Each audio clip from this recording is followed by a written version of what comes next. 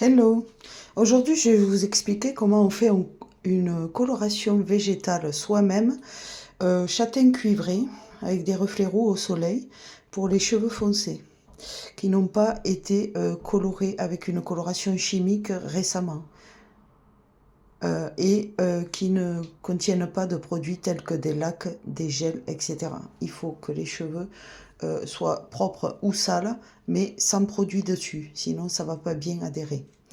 Je précise que je n'ai pas de collaboration actuellement avec le site Aromazone, mais moi je n'achète que chez eux. D'ailleurs, s'ils veulent que je collabore pour ce genre de recettes, je peux créer une chaîne uniquement pour ça. Ils n'ont qu'à me contacter au 07 82 34 88 60 Annick. Voilà, alors, le produit de base colorant, ça s'appelle le henné d'Égypte.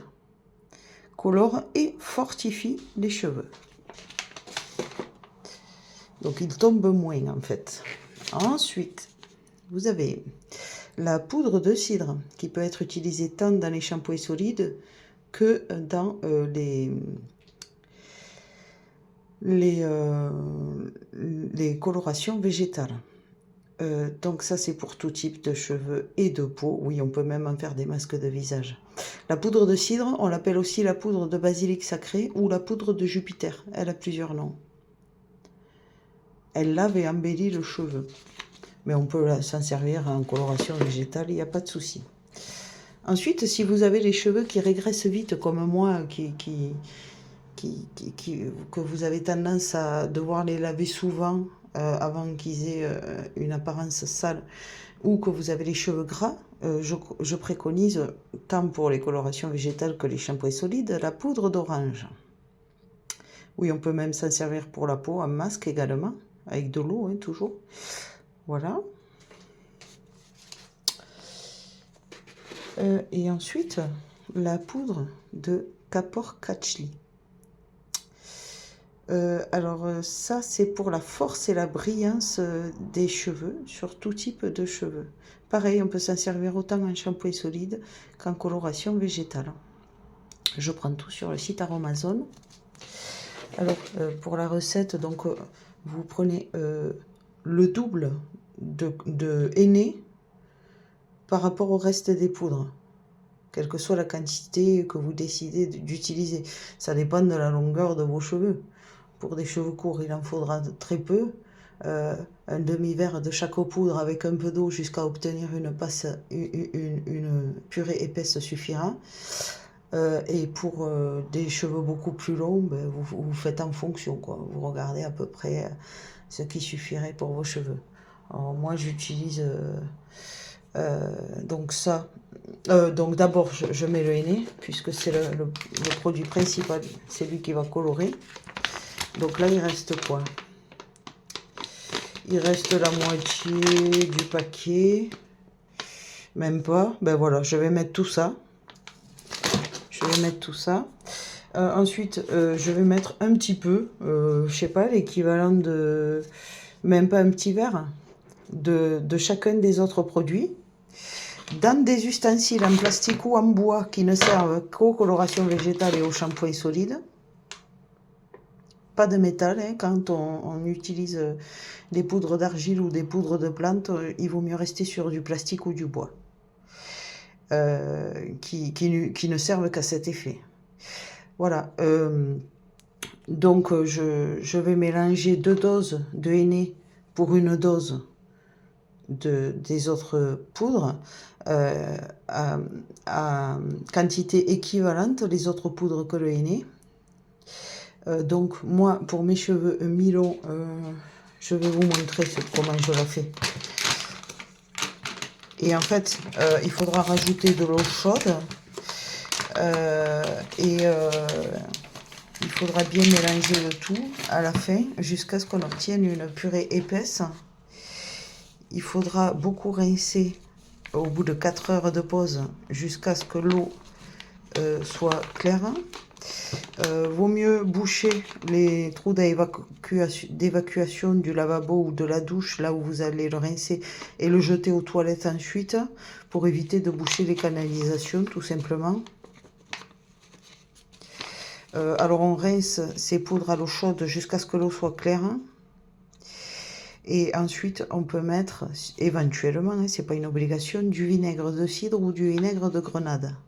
Le vinaigre de cidre, ça coûte 2 €, ça se trouve dans chaque grande surface, tandis que le vinaigre de grenade se trouve sur Aromazone et est beaucoup plus cher.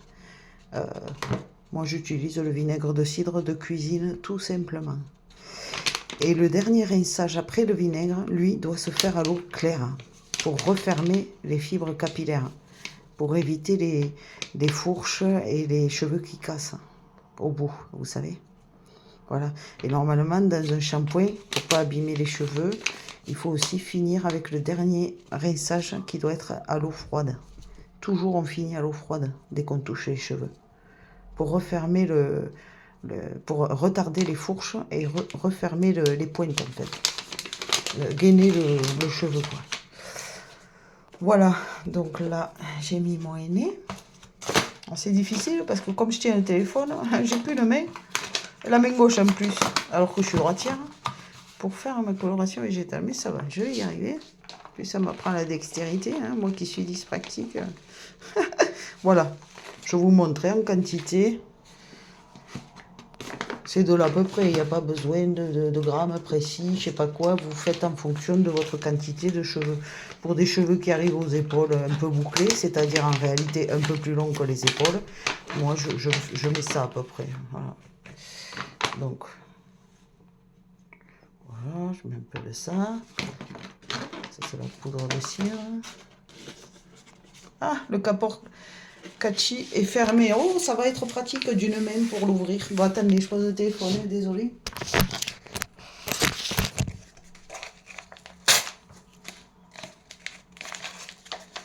J'arrive. Voilà.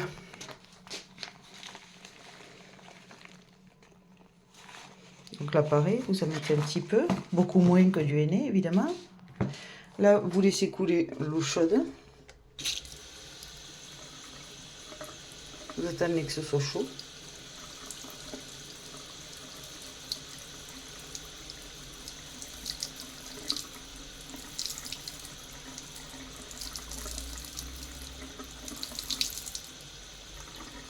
Mais en fait, vous pouvez tout à fait vous faire une coloration végétale qu'avec le henné d'Égypte.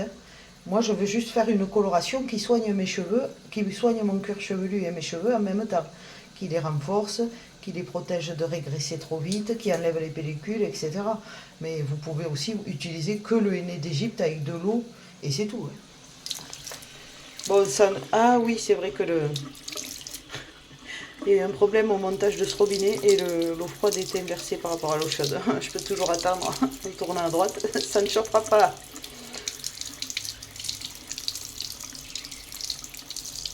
Bon, c'est très long pour que ça devienne chaud.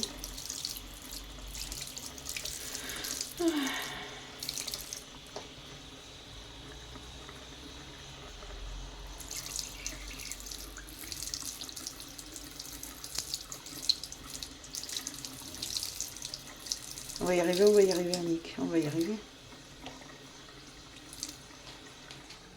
Là, vous pouvez avancer hein, pour voir l'eau couler. Je crois pas que ce soit très intéressant, ni un écran noir. Alors, voilà, mettez un peu d'eau.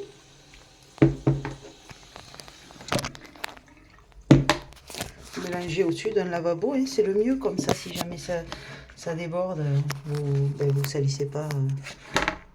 Ah, ben là, il n'y a clairement pas assez d'eau. C'est tout sec. Il faut que ça fasse une purée lisse.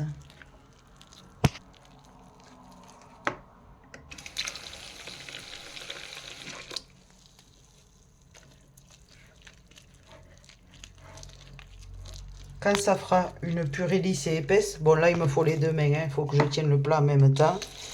Dès que ça peut faire que c'est harmonieux, qu'il n'y a pas trop de grumeaux et que ça fait une purée lisse et épaisse, la coloration végétale est prête. Vous pouvez éventuellement la laisser reposer avant de l'appliquer ou vous l'appliquez directement, c'est vous qui voyez. Bon, ça dépend des fois. Ouais, en fait, je l'utilise directement en général. Et là, je vais tester alors que j'ai mis un produit sur mes cheveux.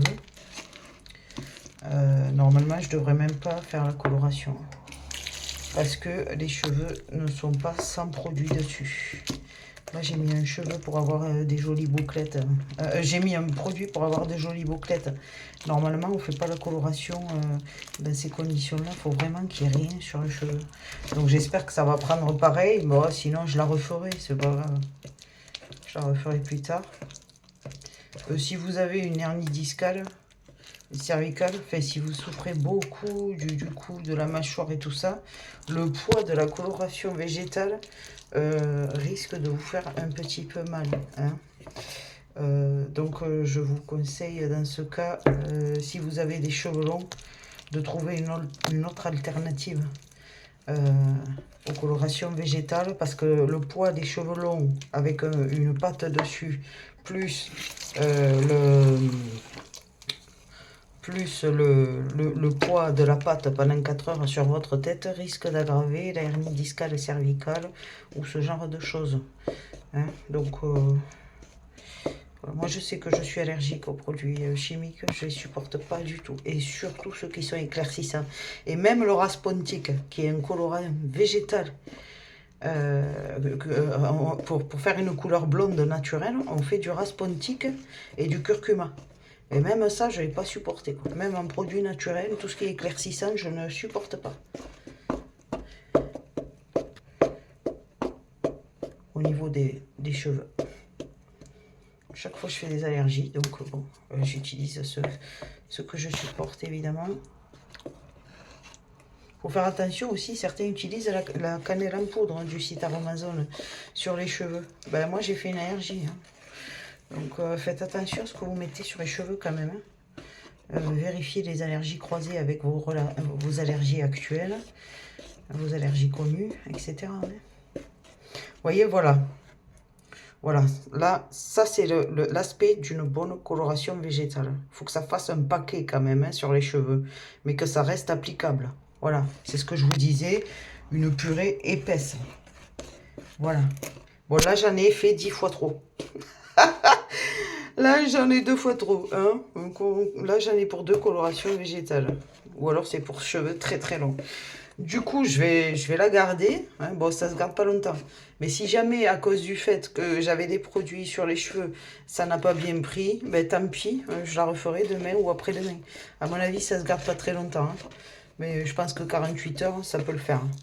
Dans un pot hermétique bien propre, je pense que ça peut le faire. Voilà, je vais faire ma coloration. Bon dimanche.